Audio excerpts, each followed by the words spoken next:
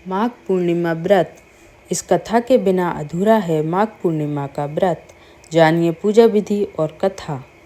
Hello दोस्तों, स्वागत है आपका आपके अपने चैनल ज्ञान लाभ में। हम ज्ञान लाभ चैनल में रोज़ एक लेटेस्ट वीडियो अपलोड करते हैं। अगर आप हमारे चैनल से जुड़ना चाहते हैं तो आप ज्ञान लाभ चैनल को सब्सक्राइब कर लें और साथ ही बेल आइकन को भी क्लिक कर लें, जिससे आपको हमारे द्वारा अपलोड की गई वीडियो सबसे पहले देखने को मिले। वैसे तो हर एक पूर्णिमा पर भगवान सत्यनारायण, देवी लक्ष्मी जी और चंद्रदेव की पूजा अर्चना का विधान है, परंतु माघ मास भगवान विष्णु का अति प्रिय होने से इस महीने की पूर्णिमा का महत्व और भी बढ़ जाता है। इस वर्ष माघ पूर्णिमा 24 फरवरी को मनाई जाएगी। इस दिन पवित्र नदी में स्नान और दान दक्षिणा का 32 गुना फल प्राप्त होता है, इसलिए इसे 32वीं पूर्णिमा भी कहा जाता है। इस दिन भगवान विष्णु के पूजन और व्रत और कथा का श्रवण या वाचन करने से सभी सुखों की प्राप्ति होती है। माघ पूर्णिमा व्रत कथा। पौराणिक कथा के अनुसार कांतिका नगर में धनेश्वर नाम का ब्राह्मण निवास करता था।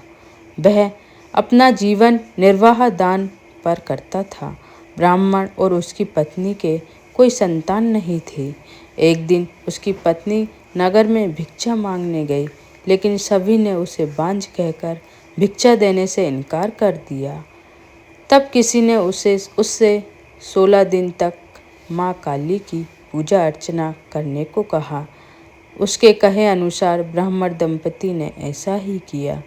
उनकी आराधना से प्रसन्न होकर 16 दिन बाद माँ काली प्रकट हुई।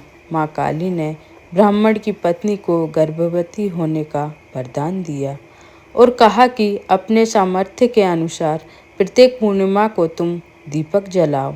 इस तरह हर पूर्णिमा के दिन तक दीपक बढ़ाती जाना, जब तक कम से कम 32 दीपक ना हो जाएं।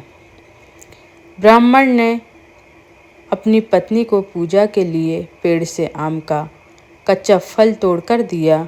उसकी पत्नी ने पूजा की और फलस्वरूप वह गर्भवती हो गई। प्रत्येक पूर्णिमा को वह माँ काली के कहे अनुसार दीपक जलाती रही। माँ काली की कृपा से उनके घर एक पुत्र ने जन्म लिया, जिसका नाम देवदास रखा। देवदास जब बड़ा हुआ तो उसे अपने मामा के साथ पढ़ने के लिए काशी भेजा गया। काशी में उन दोनों के साथ एक दुर्घटना घटी, जिसके कारण धोखे से देवदास का विवाह हो गया। देवदास ने कहा कि वह अल्पायु है, परंतु फिर भी जबरन उसका विवाह करवा दिया गया। कुछ समय बाद काल उसके प्राण लेने आया, लेकिन ब्राह्मण दंपति ने पूर्णिमा का व्रत रखा था, इसलिए काल उसका कुछ बिगाड़ नहीं पाया।